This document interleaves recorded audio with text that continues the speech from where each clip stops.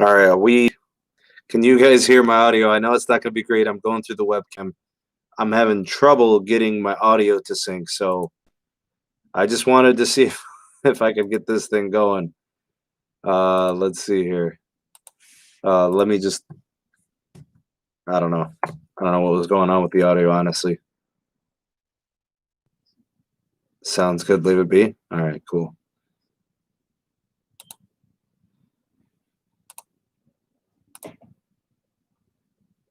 I'm just gonna go ahead and tweet this out, so I can make sure everybody gets the right link.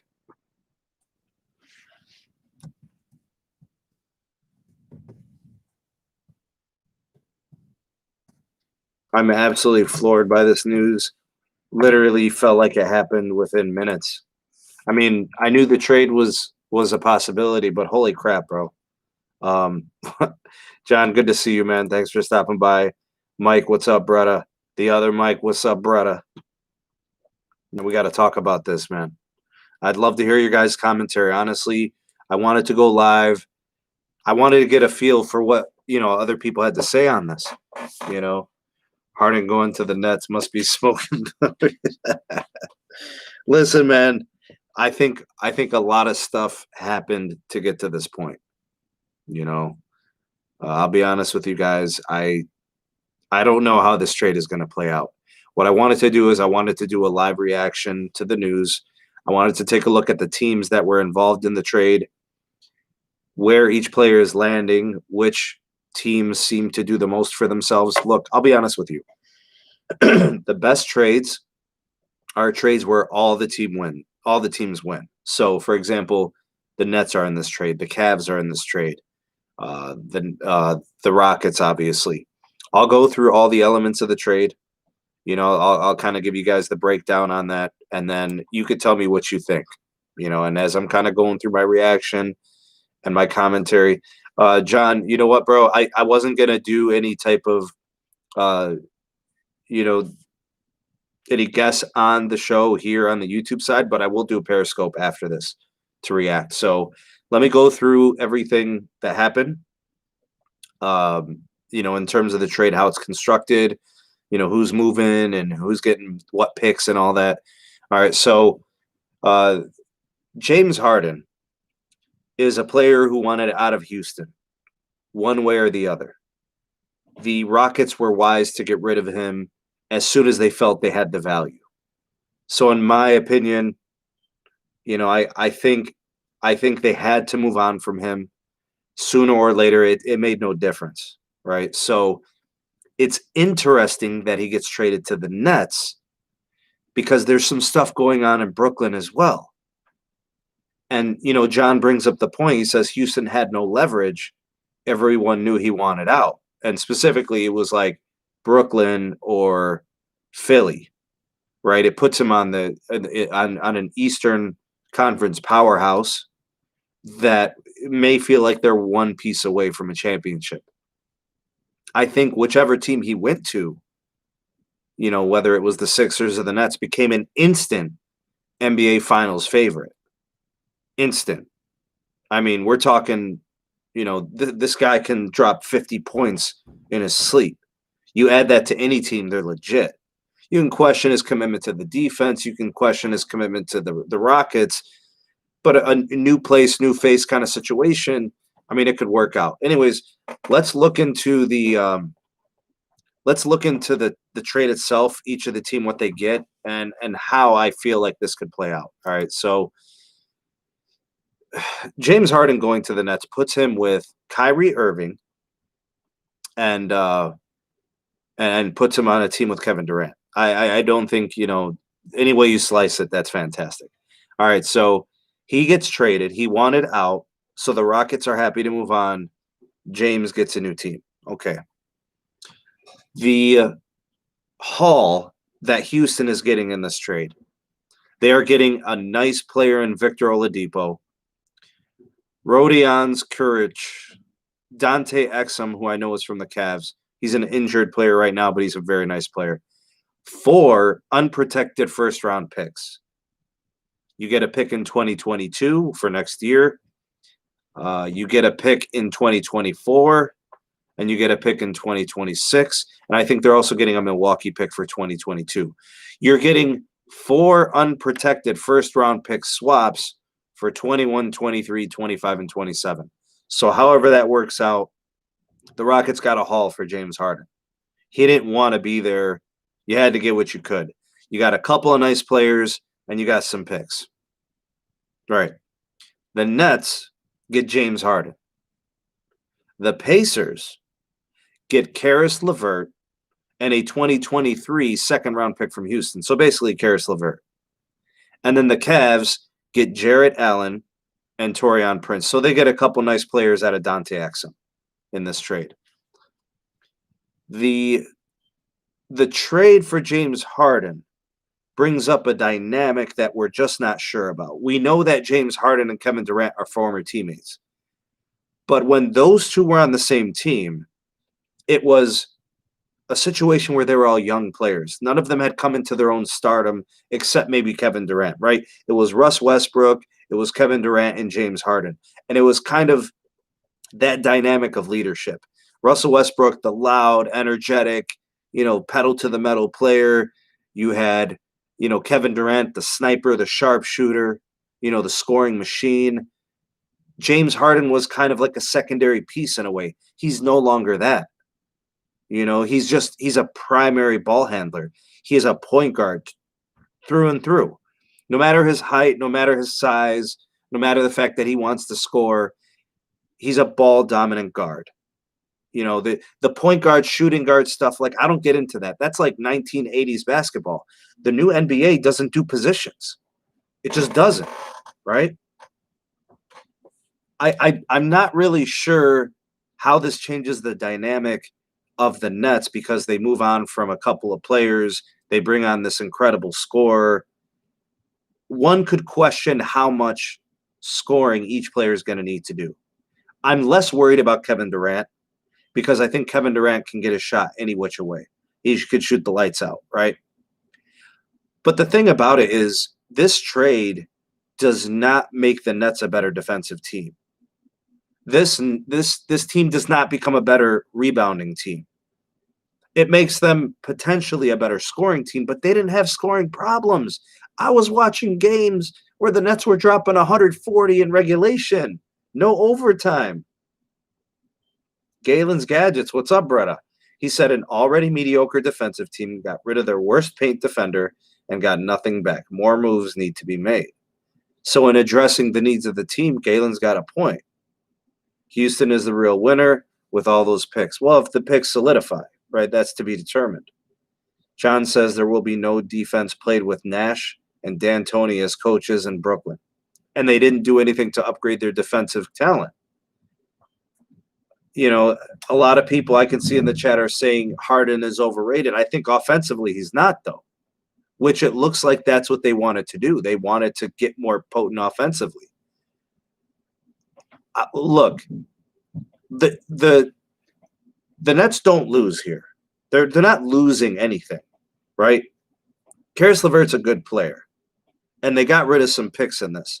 I just don't see how they lost. Maybe they don't gain. Maybe they don't win.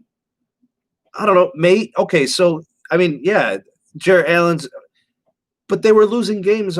Like, they were giving up 140 points as a team. I don't know how much he was able to do on a team that was already starved for defensive, shutdown players. I don't know. Maybe now they're just all in offense. We're going to just outscore everybody. That's how Steve Nash never played defense. He has no defensive philosophy. So you mean to tell me Steve Nash, who never played defense in his NBA career, now wants to start coaching defense? How's he going to look? Allen was great. Going to miss him, but I'm taking Harden over that, I'd say. Yeah. I don't know, man. I'm looking at some of the reactions here. Patrick says people forget Harden and Durant played together in OKC. So there is something there, Sneed. Kyrie is the odd man out in my eyes. I'll come out and say it.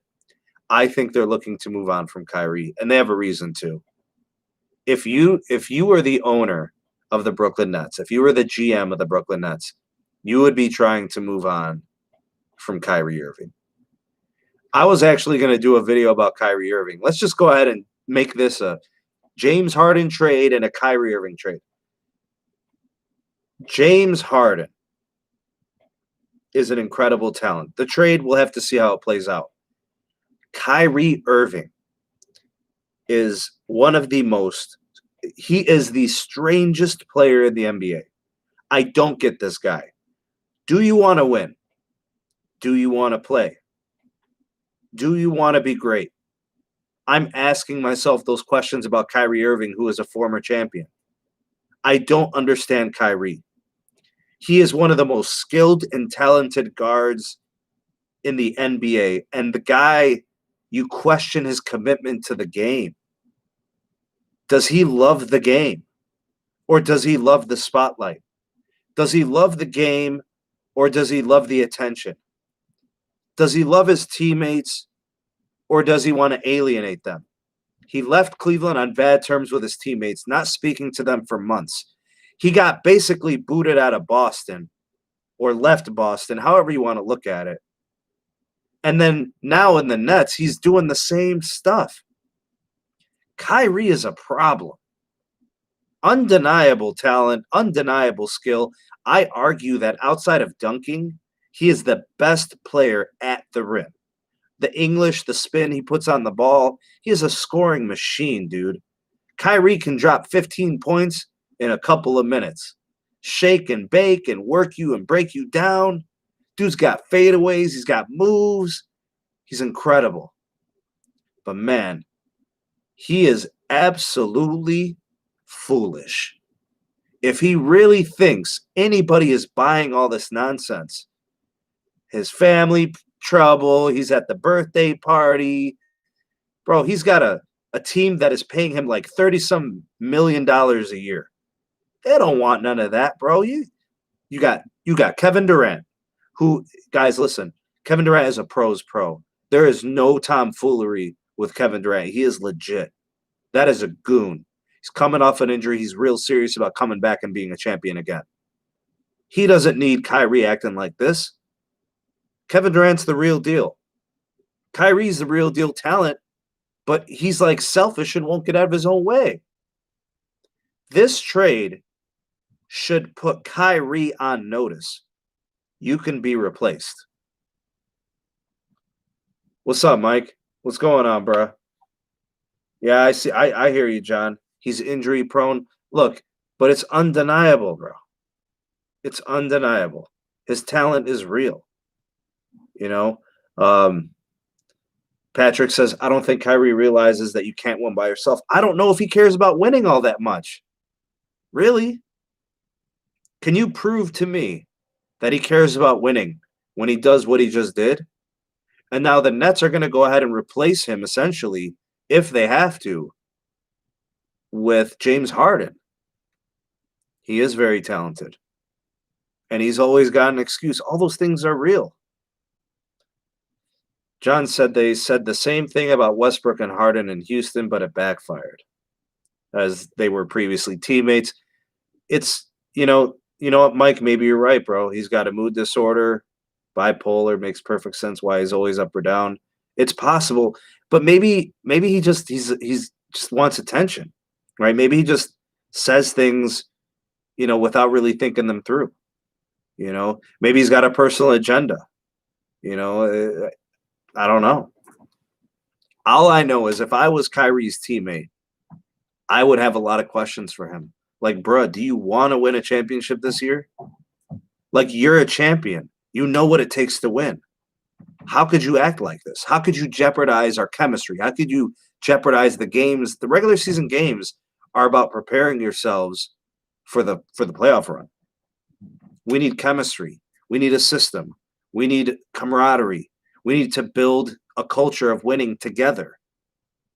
I don't know if Kyrie's really like that. Like, it's almost as if you could make the argument that LeBron carried Kyrie to the finals, and then Kyrie had his moment hitting the three. I almost feel like I want to give Kyrie less credit for hitting that shot.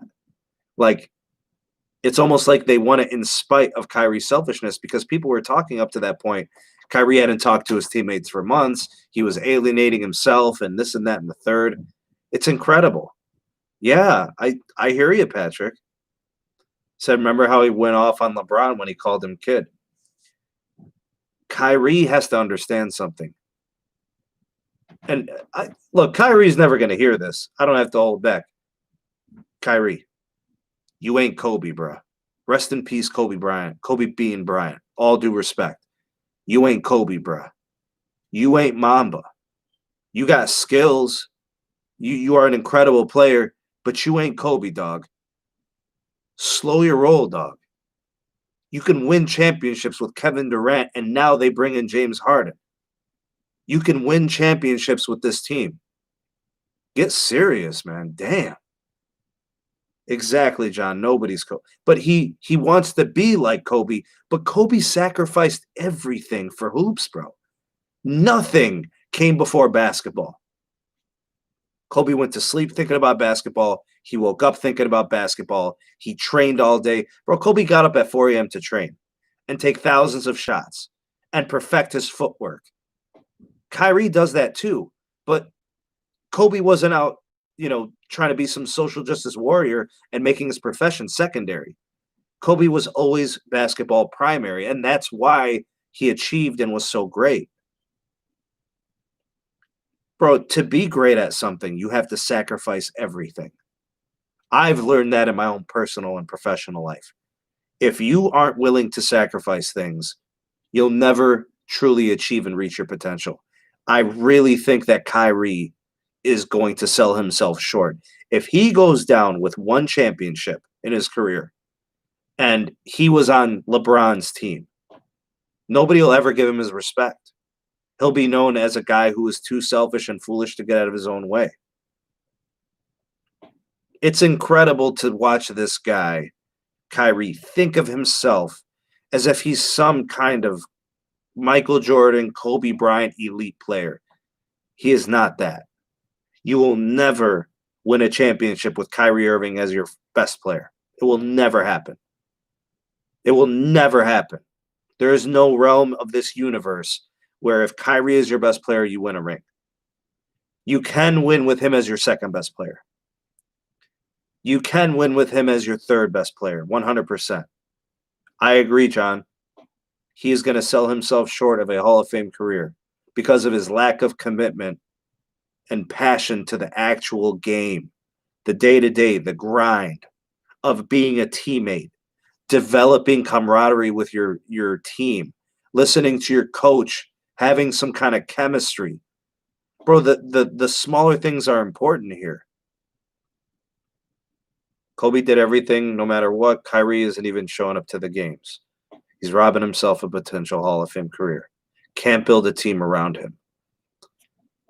And the worst thing about Kyrie is he thinks that he doesn't have to listen to what anybody has to say. He's too good for everybody. There lies the problem. He thinks he's above everyone.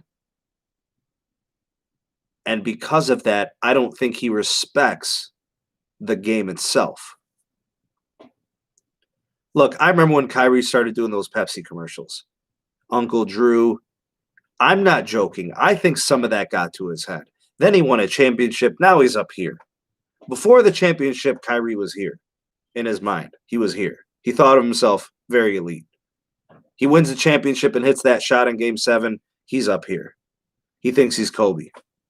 Dog, you are not Kobe. You are a great player. You are not Kobe Bean Bryant, dog. Rest in peace, Kobe. Kyrie on this team now with James Harden and Kevin Durant. The team just told you we want to win a ring. We just traded all of our draft picks and a nice young player to bring James Harden here. This is about winning a championship. I didn't want to come on here and spend too much time. I just wanted to live react. Look, I know that there's a lot of season to play out. And I don't know if they're going to quarantine James Harden, when he's going to be active. I don't have any of those answers. Look for James Harden to become the 1A and 1B situation with Kevin Durant. And if Kyrie doesn't figure out where he fits in this trio, they're going to look to move on from him. They can't trust him. His ownership can't trust him. His GM can't trust him. His coach can't trust him. He's going to have to earn the trust of Steve Nash now. Kyrie Irving already said we don't need a coach. Who does that? Nobody says that. Now, LeBron privately would say that. Behind closed doors, LeBron probably thinks that and says that. But he's not going to come out publicly and say it. To show you how detached from reality Kyrie is, he says things like that. I'm concerned. Kyrie, to me, doesn't look like he takes his basketball career that seriously. He just doesn't. And I love bro, I'm a Cleveland native. My whole life, CLE, bro. He hit that shot in Game 7 against the Warriors over Steph Curry. An absolutely amazing shot. You could argue the biggest shot in NBA Finals history. Game 7, there's like hardly any. It was like, what, 15 seconds or something? I don't even remember. There was like no time. The shot clock was dwindling. Nobody made a shot in Game 7 in the last 5 minutes except Kyrie Irving. LeBron missed all his shots. Kevin Love wasn't taking shots. Steph, Clay, all those guys, Draymond, they all missed their shots. Kyrie took it and made it. He's special. He's really, really good. But up here, there's just something's not right. He doesn't get it. Maybe it's because he's a spoiled brat. Maybe he's been so fantastic his whole life, he just doesn't see it that way. But bruh, you ain't Kobe, dog. You will never be Kobe Bean Bryant. And not because you can't be good enough. It's because your mentality ain't Mamba. He's not Mamba. I shouldn't even say he's not Kobe. He's not Mamba. Mamba wakes up at 4 a.m. and swims and takes 1,000 free throws and does 1,000 fadeaways and does 1,000 left-handed layups and 1,000 right-handed layups and practices his post game and hits his J's and takes his threes. He's not committed to the game. James Harden might become the guy in Brooklyn. Kyrie could be gone. He's on notice. He's talented like Mamba, but he's not committed like Mamba. Mamba wanted one thing. Mamba wanted to take your heart out and crush your dreams. The closest thing to Michael Jordan we'll ever see, probably. He was built from the same cloth, right? He was cut from the same cloth. Kyrie wants to be that. Kyrie's finesse like that. Kyrie's got the footwork. He's got the handles. The skill and the talent is like that. But he is not Mamba in committing to the day-to-day grind of the games and his teammates. You know, I watched Kobe Bean Bryant drag players to the finals every year. Guys who didn't know if they wanted to be a great team. He just dragged them with him. He said, I don't care. I want to win. You're coming with me. We're going to win. I don't think Kyrie does that. Kyrie alienates his teammates, and he doesn't make them better.